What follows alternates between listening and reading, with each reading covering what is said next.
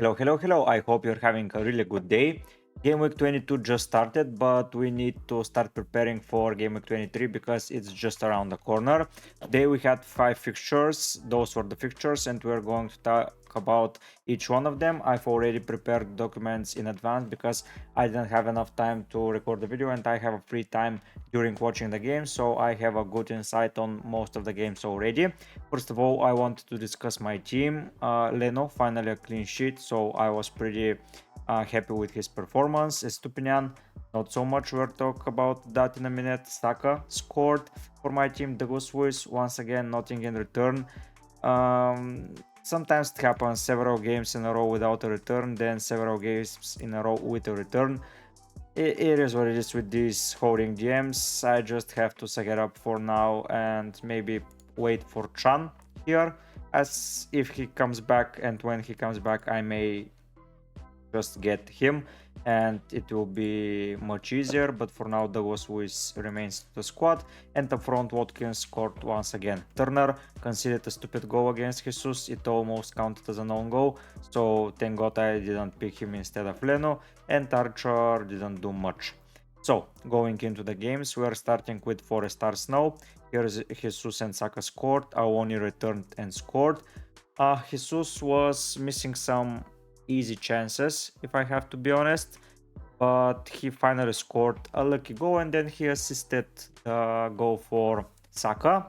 Awoni, as mentioned, returned from an injury and he was really good, and if he gets back into form he will be a formidable opponent for a lot of the teams. The assists were for Zinchenko and Jesus. Jesus got a yellow card, so basically a pretty eventful night for Jesus. For the bonus points, Saka got the 3 bonus, so that was good for me, like when I owned him. So 7 and 3, 10. Gabriel Jesus with 2 bonus points and Zinchenko with 2 as well. The good thing for my team in specific is that I don't own any of the Arsenal defenders, and they got the clean sheet wiped, so most of them got 2 points apart from Zinchenko, but basically no one owns Zinchenko. Looking at the things that I wrote for Arsenal, let's go here and see what I wrote while watching the game. Yeah, Jesus missed some chances but scored, I already mentioned that. Smith Rowe was playing well. Yeah, it was a start for Smith Rowe in a left center mid position, and he played alright in my opinion. It was a 3-2-2-3, so basically in the mid spaces were occupied by Zinchenko and Ben White. You can say it was 2-3-2-3. Smith Rowe and Odegaard were very offensive, and Martinelli, Jesus and Saka were as well. Personally, I believe Forest were very defending, and I didn't like how they progressed the ball. First goal was lucky for Arsenal for sure, and they had a lot of set pieces, and with their conversion rate this season, the display was poor. Yeah, that was it. At the end, subs were brought just to finish up the game. Nothing too specific for Forest. Montiel made a mistake for the second goal. Turner made a mistake for the first. Awoni scored, but he missed another chance at the end. And they were solid defensively, but that was everything from them. Going into the second game, it was Fulham Everton. It ended in a 0-0. Len almost got the 3 bonus points, but he missed them. Pickford got them though. Only 2 saves, so no points for saves there. Pickford, another great performance for him, so that's like 10 points for him and 8 for Leno. I am delighted with the Leno's performance. I expected a return in one of the next 3 fixtures, and he got it immediately in the first one. Fulham were way more attacking, as I managed to watch some of it, but not way too much because I was more focused on Forest, Arsenal, Luton, Brighton and Villa Newcastle. But the 10-ish minutes that I watched, Fulham were controlling the game.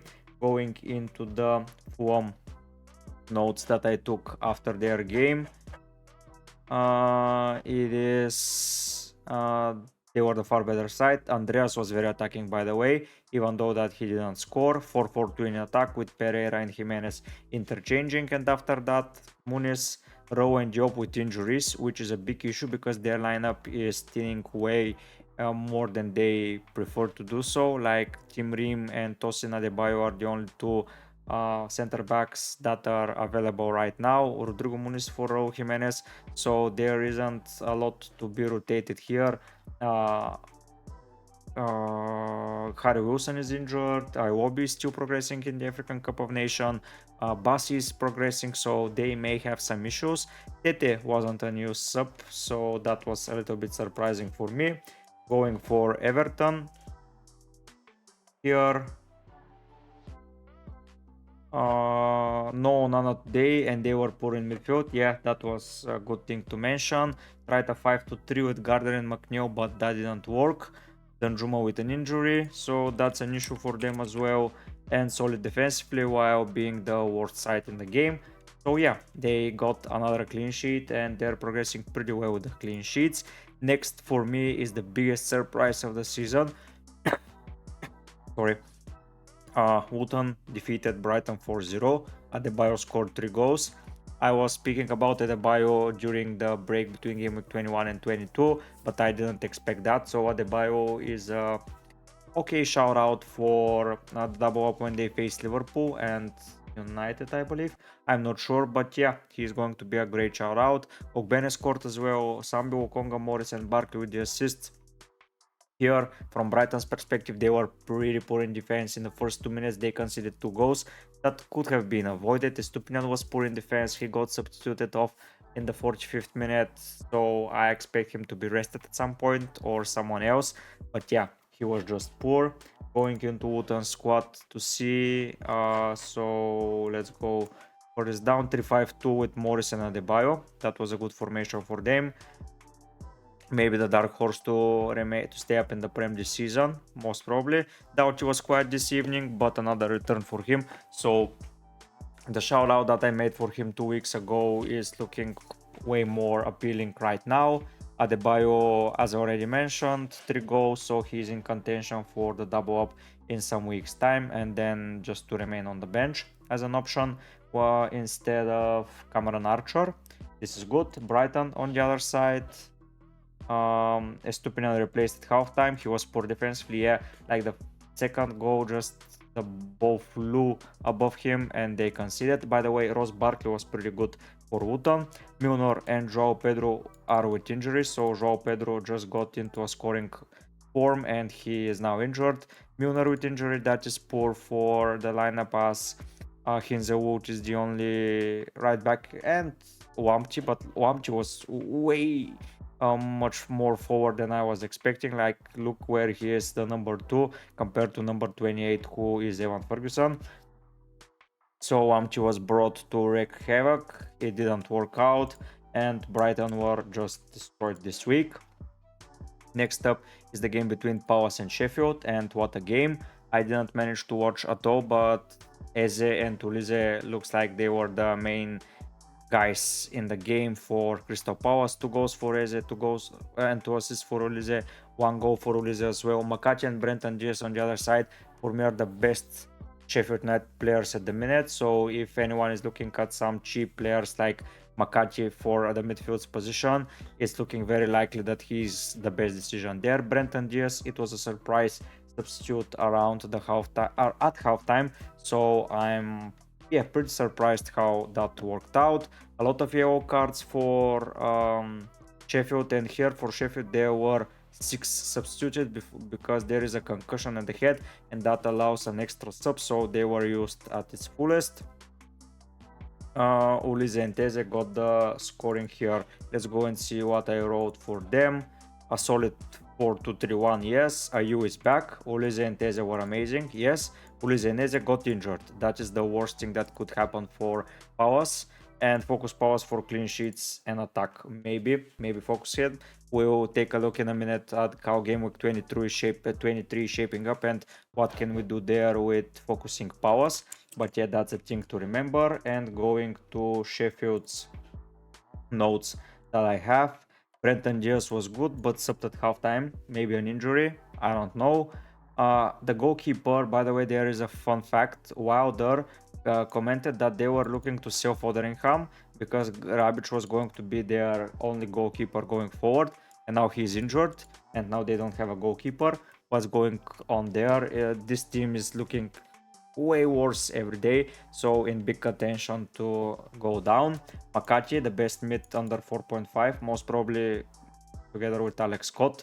If I have to be honest, 4-5-1 didn't work. They are far more suited to a 5 at the back, and Archery used for 5 minutes when they needed a goal. That's not a good sign for Archer's minutes. So we will take a look at who Palace and Sheffield face just to decide who we can pick and just destroy those teams, in my opinion. And the other big surprise, in my opinion, was Aston Villa and Newcastle. To be honest, Newcastle scored 2 goals from set pieces, but Aston Villa weren't very good. Watkins scored a goal, Bailey was on the bench, but when he came on, he was far the better player. Schär with a bonus, Trippier with 2 bonus as well, and Watkins with 1 bonus. So at least I got a bonus for Watkins. The bad thing for me is that I rely on Douglas Lewis far more than I was expecting, but next week he has a Sheffield team that are in shambles at the minute, so I may keep him, and I'm most probably going to keep him. Murphy assist because Moreno scored an own goal. It was supposed to be a Murphy goal, but like he didn't connect with the ball properly.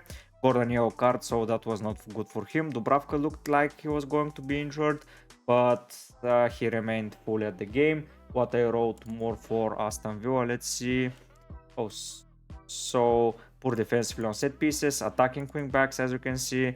Matchcash and Moreno were far more advanced that I was expecting, and Bailey was their best player. Yeah, that was it basically. Looking at the Newcastle lineup, what I wrote there. So good on set pieces, yes. Isaac injured once again. That's a worry for their attacking returns. Like Callum Wilson is not back yet. There is a game in 3 days time, a solid 4-3-3, but that means Gordon, Murphy and Almiron, maybe with Gordon as a striker. Maybe Gordon a good option, so I will write Gordon will play as a striker. Yeah, so yeah, that wraps up the Newcastle form and the games today. Tomorrow we have 3 more games, but we are going to talk about them tomorrow, as already mentioned. Looking for Gameweek 23, I have Leno in goal. Okay, I'm opting for that. Everton for Pedro Porro, yeah, sure. Estupinian for Crystal Palace, I believe Brighton are going to be so angry and they're going to destroy Palace. So picking up Estupinian for sure, and Arnold, I'm not benching him no matter what the game. Liverpool at home for Saka, it's going to be a tough game. Bowen against Manchester United. Bowen away, it's a very good player. We have to see how he performs, but for now I'm most probably going to sell him by the looks of it. But for now, let's remain with an open mind and maybe we will save him for now. Foden against Brentford away and Haaland against Brentford. So for now he's going to be the captain and Watkins is going to be the vice captain here. Let's save it. Palmer against Wolves, Watkins and Douglas Lewis against Sheffield and Haaland against Brentford. Yeah, I'm delighted with that. Chelsea, Aston Villa and Egan Riley against Fulham. Going into the fixtures for Gameweek 23, it's Everton Spurs. So yeah, Spurs are expected to score goals here. Brighton, I believe, are destroying Palace here. They want to avenge themselves. Fulham, I hope for another clean sheet here. It's going to be a good battle between Newcastle and Luton, and Sheffield, in my opinion, Aston Villa will want to earn those points back, and Sheffield are going to suffer. Bournemouth, I expect to score a lot of goals against Forest. Chelsea, Wolves is going to be an interesting game. West Ham maybe can destroy United once more. The derby at the top, Arsenal and Liverpool, and Brentford City are waiting for Gameweek 23. If you don't have already Haaland in your side, just like I do, you should monitor him and watch if he's going to be fit as well for Gameweek 23, because if he is, it's going to be a really dangerous thing to not own him.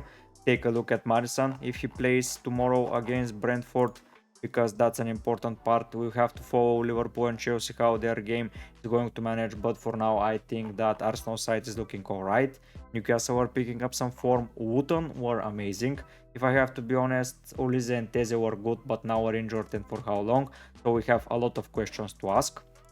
Looking at the current I lose life FPL, I'm on a green arrow with 3 players.